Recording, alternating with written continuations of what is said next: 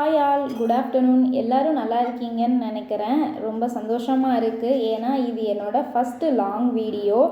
இது நாள் வரைக்கும் ஒரு 78 பீப்புள்ஸ் வந்து எனக்கு ரொம்ப சப்போர்ட் பண்ணி என் சேனல் பார்த்துட்ருக்கீங்க. Thank you so much. ரெண்டாவது, உங்கள் நேம் எனக்கு தெரியாது. உங்கள் நேம் தெரிஞ்சால் இன்னும் ரொம்ப ஹாப்பியாக இருக்கும். இதுக்கப்புறம் புதுசாக வரப்போகிற நபர்களையும் நம்ம சேனலுக்கு வரவேற்கிறேன். நீங்கள் எல்லோரும் ஃப்ரீயாக இருக்க டைமில் வந்து இந்த வீடியோ பாருங்கள். ஏதாவது நெகட்டிவிட்டி இருந்தாலும் நீங்கள் தாராளமாக சொல்லலாம். இது வந்து என்னோடய ஃபஸ்ட்டு லாங் வீடியோன்றதை விட இந்த வீட்டுக்கு நான் வந்ததுக்கப்புறமா நான் எடுக்கக்கூடிய ஒரு பெரிய ஷார்ட்னு கூட சொல்லலாம். ஏன்னா இங்கே தான் எனக்கு நிறைய ஒர்க்கிங் எல்லாம் இருக்குது. லாஸ்ட் இருந்த வீடியோவில் வந்து ஃபுல்லாக சர்ஃபேஸ் போட்டு கவர் பண்ணியிருப்பாங்க, சிமெண்ட்டு போட்டிருப்பாங்க, ஜஸ்ட்டு கூட்டி விட்டு வாஷ் பண்ணாலே போதும். ஆனால் இங்கே நிறைய மண்தரைங்கள் இருக்கனால அவங்களே கொஞ்சம் கார்டனிங்காக மெயின்டெனன்ஸ் பார்த்துருக்கனால எனக்கு அது ரொம்ப ஈஸியாகவும் இருக்கும். இந்த ஒர்க் அவுட்டை ஸ்டார்ட் பண்ணிவிட்டு திரும்ப வந்து கிச்சனில் நின்று வேலை செய்ய முடியாது இல்லையா? அதனால் கார்த்தி வர டைம் ஆகிட்டனால நான் கார்த்திக் ஃபஸ்ட்டு ஃபுட்டுக்கு கொஞ்சம் ப்ராப்பராக ரெடி பண்ணி வச்சிட்டேன்னா அப்புறம் வந்தோடனே சூடு பண்ணி கொடுத்துக்கலாம் அப்படின்னு சொல்லிட்டு ரெடி பண்ணி வச்சிட்டேன். நான் மார்னிங் வந்து ஹவுஸ் ஓனர் பூ பறிச்சுப்பாங்க அப்படின்னு சொல்லி தான் விட்டுருந்தேன். பட் அவங்க வந்து பூ பறிக்கலை. சரி, அது வேஸ்ட்டாக தான் போகும் இன்னைக்கு செடியில் இருந்தாலும்னு சொல்லிட்டு நான் பறிச்சுட்டேன். நாங்கள் இங்கே வந்ததுலேருந்து இந்த பூ வாங்குகிற வேலை எனக்கு மிச்சமாயிருச்சு. குறைஞ்சது நாங்கள் 100 பூ வாங்கினோன்னா எனக்கு 2 நாளைக்கு இருக்கும் அந்த பழைய வீட்டில் இருக்கும்போது. ரெண்டாவது பழனியில் இருக்கும்போது இது வந்து கொஞ்சம் வில்லேஜுன்றனால எங்கள் வீட்டுக்கு பூச்செடி இருக்கா, அதனால் ஹவுஸ் ஓனரே ஆல்ரெடி 2 பூச்செடி வச்சுருக்காங்க. ஒன்று மல்லிகைப்பூ, இன்னொன்று காக்கரட்டான். ரோஸ் செடி வந்து ஒரு நாட்டு ரோஸ் செடி, இன்னொன்று ஹைப்ரிட் ரோஸ் செடி ஒன்று இருக்குது.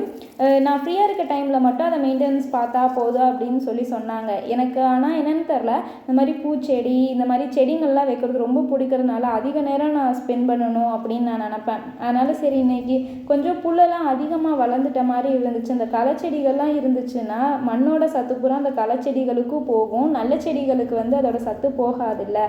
அதனால அந்த களைச்செடிகள்லாம் பிடுங்கிட்டு வேறு ஏதாவது யூஸ்ஃபுல்லாக செடி வைக்கலாம் அப்படின்னு சொல்லி பிளான் பண்ணிட்டு தான் இன்றைக்கி இந்த ஒர்க் அவுட்டை ஸ்டார்ட் பண்ணேன். நான் ஃபஸ்ட்டு அந்த களைச்செடிகளெல்லாம் மட்டும் கொத்தி விட்டுறலாம் அப்படின்றதுல தான் பிளான் பண்ணேன். ஆனால் இப்போது கொஞ்சம் அந்த வேலையை ஸ்டார்ட் பண்ண என்னோடய இன்ட்ரெஸ்ட் அதிகமாகி என்ன ஆயிடுச்சுன்னா, அந்த ரோஸ் செடியை சுற்றி நிறைய வேஸ்ட்டான கல்லுகள்லாம் இருந்துச்சு. அதெல்லாம் எடுத்து ப்ராப்பராக அடுக்கி வச்சிடலாம் அப்படின்னு சொல்லிட்டு அந்த ஒர்க் அவுட் பண்ணிகிட்டு இருந்தேன். கூட எங்கள் பாப்பாவும் வந்து சேர்ந்து ஒர்க் அவுட் பண்ணிகிட்டு இருந்தா. ஒன்று என்ன அப்படின்னா, அவளுக்கு வந்து இன்ட்ரெஸ்ட் வந்துருச்சு அப்படின்னா நம்ம எவ்வளோ பெரிய வேலை கொடுத்தாலும் அதை ப்ராப்பராக கரெக்டாக செய்வாள். நம்ம சொல்கிற எல்லாமே சரிங்கத்தன்னு கேட்டுகிட்டே செய்வா. ஆனால் ஏதாவது ஒரு கிறுக்கு கிளம்பிச்சுன்னா தான் போதும், அதை செய்யவே மாட்டா, போட்டு ஓடிடுவா. அதனால அவளை எப்படி நேக்காக வேலை வாங்கணுமோ வாங்கிட்டோம்னா நம்ம பொழைச்சிக்கலாம் அப்படிங்கிற மாதிரி தான் என் கூட சேர்ந்து கொஞ்சம் கொஞ்சமாக வேலை செஞ்சுட்டு இருந்தா. சரி, அவளுக்கு ஏதாவது ஒரு ஒர்க்கை கொடுக்கணும்ல, சும்மா தானே சுற்றிக்கிட்டு இருக்கா அப்படின்னு சொல்லிட்டு அங்கே இருக்க கல்லுகளை மட்டும் எடுத்து தர சொன்னேன், எடுத்து கொடுத்துட்டு இருந்தா. இதில் ஹைலைட் என்ன அப்படின்னா, நான் ஒவ்வொரு பிளேசஸாக கொத்த ஒரு ஃபஸ்ட்டு குட்டியாக தவளை வந்துச்சு. அதை பார்த்து அதை பார்த்து தான் நான் பயந்துட்டேன்னு பார்த்தா அதை விட ஒரு பெரிய தவளை, அது அம்மா தவளை போல். அதை பார்த்து நான் பயந்து, என்னை பார்த்து எங்கள் பாப்பா பயந்து சரியான காமெடி ஆயிடுச்சு. ரெண்டாவது, இந்த மாதிரி வேலைகள்லாம் செய்யும்போது எனக்கு ஹாஸ்டல் ஞாபகம் வந்துடும். ஏன்னா நாங்கள் ஹாஸ்டலில் தான் இவ்வளோ கொஞ்சமாக சர்ஃபேஸ் பிரித்து கொடுத்து இதை நம்ம சுத்தம் பண்ணணும் அப்படின்னு சொல்லுவாங்க. ஸோ அங்கேருந்து செஞ்சுட்டு வர்ற ஆக்டிவிட்டி அப்போ இந்த வேலையை செய்யும்போதும் எனக்கு சடனாக ஞாபகம்லாம் அங்கே தான் போச்சு. அப்போ தான் எங்கள் பாப்பா கேட்டுட்டு இருந்தா, நீங்கள் இந்த வேலையெல்லாம் செய்வீங்களா, உங்களுக்கு இந்த வேலையெல்லாம் செய்ய தெரியுமா அப்படின்னு கேட்டுட்ருப்பா. அப்போ நான் சொல்லிட்டு இருந்தேன், இந்த மாதிரி எனக்கு ஸ்கூலில் சொல்லி கொடுத்துருக்காங்க, இந்த மாதிரி தான் நம்ம நீட்டாக வச்சுக்கணும் செய்யணும் அப்படின்னு சொல்லிட்டு இருந்தேன். ஆனால் ஒரு ஸ்டேஜ் வரைக்கும் தான் அவள்கிட்ட நம்மளால் பேசவே முடியும். அதுக்கப்புறம் வந்து நம்மளே டயர்டாயிடுவோம். ஆனால் அவள் ரெஸ்ட்லெஸ்ஸாக பேசிக்கிட்டே இருப்பாள். எப்படி அவளுக்கு இந்த ஒரு ஹேபிட் இருக்குதுன்னு எனக்கே தெரியல. ஒரு ஸ்டேஜுக்கு அப்புறம் என்னால் அவளுக்கு சொல்லவே முடியல. அந்தளவுக்கு நான் டயர்டாயிட்டேன். எல்லோரும் என்னையே தான் சொல்லுவாங்க, நான் ஸ்டாப்பாக நீ பேசிகிட்டே இருக்க, உன்னால் எப்படி பேச முடியுது அப்படின்லாம் சொல்லுவாங்க. ஆனால் என்னையவே மிஞ்சிட்டா எங்கள் பாப்பா. அது ஒரு சில நேரம் வந்து அவளை கலாய்ச்சி பேசிகிட்டு இருப்போம். ஆனால் அது ஒரு யோசனையாகவும் இருக்கும். அவளுக்குள்ளே இப்படி ஒரு திறமை இருக்குன்றதே ஒரு பெரிய விஷயமா இருக்கும். நான் ஸ்டாப்பாக பேசுகிறதே ஒரு பெரிய திறமை தான். ஏன்னா எஃப்எம் ரேடியோ மாதிரி எப்போயாவது நம்மளுக்கு போர் அடிச்சுது அப்படின்னா நம்ம அவள்கிட்ட பேச்சு கொடுத்தோன்னா போதும், அவள் பாட்டுக்கு பேசிகிட்டே இருப்போம், நம்ம பாட்டுக்கு கேட்டுகிட்டே இருப்போம்ல. அந்த மாதிரி தான் எனக்கு இன்றைக்கி வேலை செய்யும்போது எஃப்எம் ரேடியோ தேவையே படலை. எப்பயுமே ஸ்பீக்கரில் பாட்டு வச்சு கேட்டுகிட்டே தான் நான் வேலை செஞ்சிட்ருப்பேன். ஆனால் இன்றைக்கி அந்த ஸ்பீக்கருக்கே வேலை இல்லாமல் பண்ணிட்டேன் எங்கள் பாப்பா. அவ்வளோ ஜாலியாக செஞ்சிட்ருந்தோம். அப்போ நானும் மழை வந்துடும் சரி நம்ம கொத்தி விட்டுலாம் ஈஸியாக இருக்கும் அப்படின்னு நினச்சேன். ஆனால் 2 நாள் மோடமாக இருந்துச்சு, 2 நாள் மழை வந்துச்சு. லாஸ்ட்டு 2 நாள் வந்து மழையே வரலை. நான் எக்ஸ்பெக்ட் பண்ண டேயில் மழையே சுத்தமாக வரல, வெறும் காற்று மட்டும்தான் அடிச்சிட்டு இருந்துச்சு. அதனால சரி நம்மளே வாட்ரு அடித்து விட்டு நம்ம பண்ணிடலாம் அப்படின்னு சொல்லிட்டு வீட்டில் இருந்த டேங்க் தண்ணியை தான் எடுத்து தெளித்து விட்டுட்டு இருந்தேன். பட் இங்கே வந்து ரெகுலராக தண்ணி வந்துடும், ஏன்னா சுற்றி வந்து டேம் இருக்குது, 2 டேம் சுற்றி இருக்கனால அந்த தண்ணி வந்து எங்களுக்கு எப்பயுமே கரெக்டாக டைமுக்கு வந்துடும். அதனால் தண்ணி இல்லைனாலும் பிரச்சனை இல்லை. சூப்பராக வந்து ஒர்க் அவுட் பண்ணிகிட்டு இருந்தோம். இடையில வந்து அக்கா வந்தோடனே எங்கள் பாப்பாவுக்கு ஒரு கிறுக்கு கிளம்பிருச்சு. ஏன்னா அம்மாவே அப்பாவே பார்த்தாலே அவளுக்கு எப்பயுமே கொஞ்சம் அப்படி தான். அதனால் அக்கா கொஞ்சம் நேரம் வேலை செஞ்சா, நாங்கள் கொஞ்சம் நேரம் வேலை செஞ்சோம். அக்கா வேலை செய்கிற நேரம் கடவுளுக்கே மூக்கு வேர்த்துருச்சு போல். அவங்க வீட்டுக்கு கெஸ்ட்டு வந்துட்டனால அவளும் கிளம்பிட்டா. எங்கள் தலைவர் இடையிலையே பாதியில் வேலை செய்யும்போது வீட்டுக்கு வந்துட்டார். அதனால் சரி சாப்பாடு ரசம் எல்லாத்தையும் கூட வச்சுக்கிட்டே தான் வேலை பார்த்தோம். இதில் இடையில வேறு கேமராலாம் கீழே விழுந்து காற்றுக்கு சரியான சிரிப்பாகவும் இருந்துச்சு, கொஞ்சம் டேமேஜும் ஆயிடுச்சு. அது கொஞ்சம் மன வருத்தமாக தான் இருந்துச்சு. சரி என்ன பண்ணுறது, வாழ்க்கைனா சில பல அடிகள் மனுஷனுக்கே விழுகும்போது வாயில்லா ஜீவன் உனக்கு விழுகிறதுல தப்பில்லையே அப்படின்னு நினச்சிக்கிட்டேன். இன்னொன்று வந்து எனக்கு இந்த பிளேஸ் ரொம்ப சுற்றி இந்த ஊரே அமைதியாக இருக்கிறது வந்து எனக்கு ரொம்ப பிடிச்சிருக்கு. பழனியில் வந்து மெயின் ஏரியாவில் இருந்தாலும் ஒரே நாய்ஸாக இருக்கும், ஆனால் திரும்பின பக்கம்லாம் வண்டி சவுண்டாக இருக்கும். ஆனால் இங்கே அப்படியெல்லாம் இல்லை, ரொம்ப பீஸ்ஃபுல்லாக. இங்கே அழகாக வந்து குருவி கத்துறதையும் கேட்கலாம், காற்றடிக்கிறதையும் கேட்கலாம், அந்த மாதிரி இருக்குது. ஆனால் இங்கே என்ன ஒரு சின்ன இதுனா பஸ்ஸு டைமிங்க்கு தான் இருக்கும். அதுக்கு மீறி வந்து நம்ம 2 வீலர் இருந்ததுன்னா போய்க்கலாம், 2 வீலர் ஓட்ட தெரிஞ்சதுன்னா அதை யூஸ் பண்ணிக்கலாம், அந்த மாதிரி தான். இன்னொன்று வந்து மெயினாக என்ன அப்படின்னு பார்த்திங்கன்னா, காய்கறியெல்லாம் வாங்கணும் அப்படின்னா எங்கேயாவது சுற்றி இருக்க சின்ன வில்லேஜில் வந்து சந்தை போட்டால் தான் உண்டு. இல்லைன்னா நம்ம 3 கிலோமீட்ரு 4 கிலோமீட்ரு தாண்டி போனோன்னா மடத்துக்குளோன்ற ஒரு மெயின் ஏரியா இருக்கும். அங்கே தான் நம்ம போய் பர்ச்சேஸ் பண்ணிட்டு வர மாதிரி இருக்கும். அதுதான் கொஞ்சம் ஒரு டிஃபிகல்ட்டான ஒரு விஷயமா இருக்குமே தவிர, மற்றபடி எனக்கு இந்த ஊரும் சரி இங்கே இருக்க மக்களும் சரி ரொம்ப பிடிச்சிருக்கு சொல்லுவாங்க. அப்படியே நானும் எங்கள் பாப்பாவும் பேசிக்கிட்டே வந்து நிறைய வேலைகளெல்லாம் முடிச்சிட்டோம்.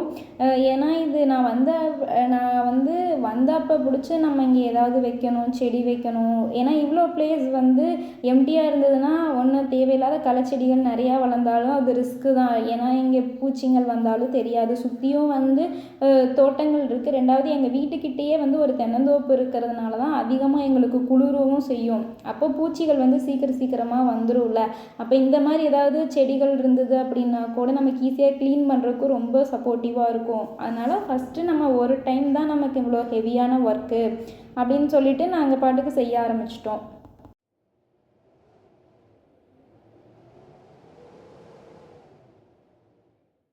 காற்று மட்டும் கொஞ்சம் கம்மியாக அடிச்சிருந்தது அப்படின்னா இன்னும் ஈஸியாக இருந்திருக்கும். ஏன்னா நாங்கள் கொத்த பூரா மண்ணும் மூஞ்சியிலேயே அடிச்சிட்ருக்கோம். அது நல்ல வேளை நான் கொஞ்சம் தண்ணி தெளித்து விட்டனால அந்த மாதிரி எந்த ரிஸ்க்கும் இல்லை. இன்னொன்று கொஞ்சம் கல்லெல்லாம் ஹெவி வெயிட், ஆனால் அதையே எங்கள் பாப்பா தூக்கிட்டா. ஆனால் நான் அதை எப்படி தூக்குறதுன்னு தெரியாமல் ரொம்ப நேரமாக திணறிக்கிட்டு இருந்தேன். சின்ன வயசுலேருந்தே எங்கள் பாப்பா அப்படி தான், கொஞ்சம் ஸ்ட்ராங் லேடி. அவள் பெருசானதுக்கப்புறம் என்றைக்கு நாங்கள் அவங்கள்ட்ட மிதி வாங்க போகிறோன்றது தான் தெரியல, அந்தளவுக்கு ஸ்ட்ராங்காக இருப்பாள். இன்னொன்று வந்து அவகிட்ட பிடிச்ச ஒரு விஷயம் என்னென்னா, நம்ம ஏதாவது ஒரு வேலை செய்கிறோம் அப்படின்னா அது இன்ட்ரெஸ்டிங்காக இருந்ததுன்னா கூட வந்து ஜாயின் பண்ணிப்பா.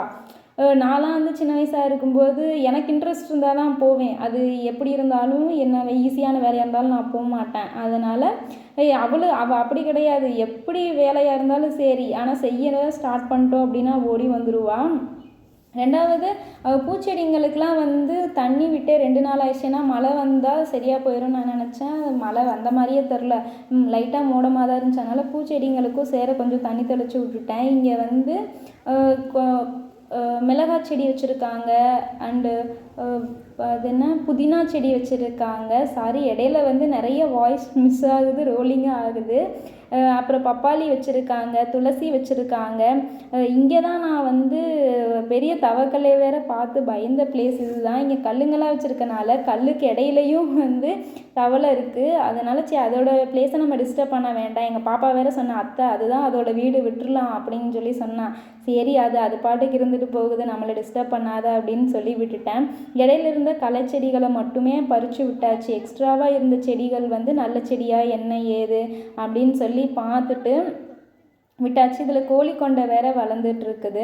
எப்படி இந்த விதைகள்லாம் வந்து இங்கே வந்து விழுகுது அப்படின்றதே தெரியல. அது பாட்டுக்கு அதாவது ஒரு டைரக்ஷனில் முளைச்சிட்டு இருந்துச்சு. சரி, அதுக்கெல்லாம் வந்து கரெக்டாக தண்ணி போகிற மாதிரி ரெடி பண்ணி விட்டுட்டோம் அப்படின்னா இது எல்லாமே வீட்டுக்கு ஆகக்கூடிய செடிகள் தானே, அதனால் அது பாட்டுக்கு இருந்துட்டு போட்டோம் அப்படின்னு சொல்லி விட்டாச்சு. கூடவே நான் வந்து திராட்சை வந்து வாங்கிட்டு வந்திருந்தோம், பன்னீர் திராட்சை.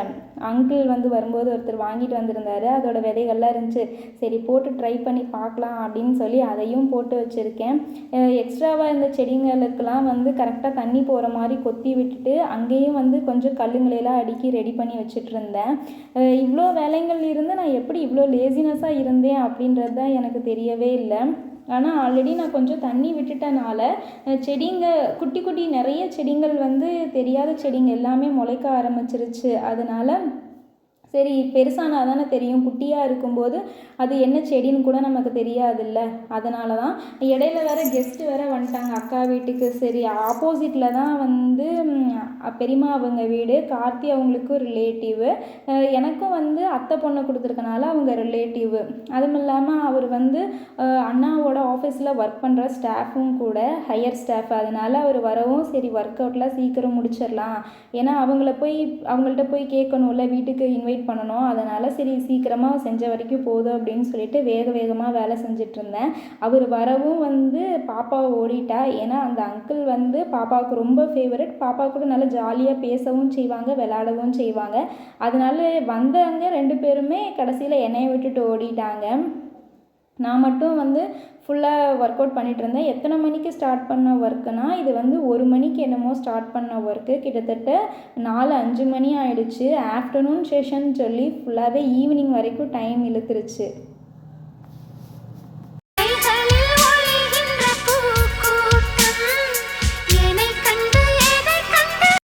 நான் சாப்பாடு செஞ்சு முடிக்கிற டைமும் நான் இந்த வேலையை செஞ்சு முடிக்கிற டைமும் கார்த்தி வர்ற டைமும் ஈவன் ஆகிட்டாங்காட்டிக்கு பரவாயில்ல. ஏன்னா மார்னிங்லேருந்து கார்த்தி சாப்பிடல, அவங்க அம்மா வீட்டுக்கு போயிருந்தான். மோஸ்ட்லி அங்கே போனால் அவனுக்கு வந்து அந்த ஒரே ரைஸாக வைக்கிறதுனால அவனுக்கு பிடிக்காது. இங்கே வந்து குழம்பு ரசமாக சாப்பிட்டு பழகிட்டனால வேகமாக இங்கே வந்து சாப்பிட்றதுக்கு தான் பார்ப்பான். அதனால் நானும் கரெக்டாக செஞ்சு முடிச்சுட்டேன். ஃபைனலாக வந்து செடிங்களுக்கு கொஞ்சம் தண்ணி பத்தாது அப்படின்றனால தண்ணி எல்லாம் தெளித்து விட்டுட்டு எக்ஸ்ட்ராவாக இருக்க வெளியில் உள்ளதை மட்டும் ரெடி பண்ணேன். இதில் இடையில கேமரா வேறு விழுந்துருச்சு. அதனால தான் எங்கள் பாப்பா அதை எடுத்து பார்த்துக்கிட்டு இருக்கா என்ன ஏது அப்படின்னு சொல்லிட்டு. ஃபுல்லாக கெஸ்ட்டும் வரவும் நான் வேலையை முடிக்கவும் சரியாக போயிடுச்சு. ஃபைனலாக இது வந்து எங்கள் வராண்டா முன்னாடி வீட்டுக்கு என்ட்ரன்ஸில் இதை தாண்டி தான் உள்ள நிலவாசலுக்கே வரணும். அதனால் ஏன்னா கதவை ஓப்பன் பண்ணி வச்சு கூட்டவும் கொத்தவும் செய்கிறதுனால பூரா டஸ்ட்டும் உள்ளே வந்துடும். காற்று அடிக்கிறதுனால ஃபுல்லாக மரங்களும் இருக்கிறனால மரத்தோட காஞ்சு போன இலைகளும் வந்து உள்ளே வந்து விழுந்துடும். அதனால் ஃபுல்லாக இதை மட்டும் க்ளீன் பண்ணிவிட்டு இன்றைக்கி இந்த வீடியோவும் கம்ப்ளீட் ஆகுது. அண்ட் தென் இதோட என்னோட வெளி சைடு ஒர்க் அவுட்டும் முடியுது. கூடவே கிச்சன் ஒர்க்கையும் முடிச்சுட்டேன். நான் மட்டும் ரெஃப்ரெஷ் ஆனால் போதும். நான் இன்னையிலேருந்து புதுசாக ஒரு ஒர்க் அவுட்டை ஸ்டார்ட் பண்ணியிருக்கேன். அது சக்ஸஸ்ஃபுல்லாக ரன் ஆகும்னு நம்புகிறேன். Thank you all.